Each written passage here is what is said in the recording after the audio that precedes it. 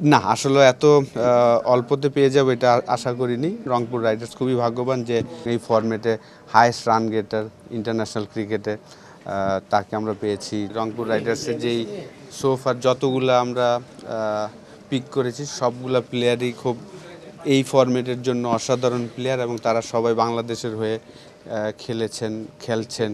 তো অসাধারণ পিক আমি মনে করি যে আমরা খুবই লাকি যে তৌহিদ হৃদয়, লিটন, নাহিদ রানা, রাকিবুল, তারপর সোহান আলিস আছেন এবং মোস্তাফিজ। তো সোফার আমরা যতগুলা টার্গেট করেছি আমরা খুবই চমৎকার একটা টিম পেয়েছি না, আসলে এত অল্পতে পেয়ে যাবো এটা আশা করিনি।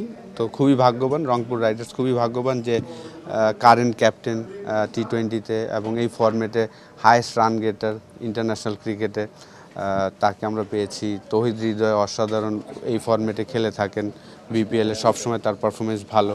তো খুবই ভাগ্যবান। হ্যাঁ, যেহেতু আমাদের আসলে টপ অর্ডারের চিন্তা ছিল লোকাল প্লেয়ার, তো সেই কারণে আমরা আসলে বিট করেছিলাম। চমৎকার, আমি বলবো যে খুবই ভালো পেস অ্যাটাক। আমাদের ফরেন কালেকশনও খুবই ভালো। আপনি যদি দেখেন যে যারাই আসবেন খুবই চমৎকার ফরেন কালেকশনও আছে। যেহেতু আমাদের একটা অফ স্পিনার শট ছিল সেই কারণে আসলে আলিস মিস্ত্রি একটা বলার, যদিও এখন শুরুতে হয়তো আমরা তাকে খেলাতে পারবো না, তার ইনজুরিটা রিকভারি করে হয়তো বা মিডল অফ দ্য সিজন থেকে আমরা তাকে পাবো।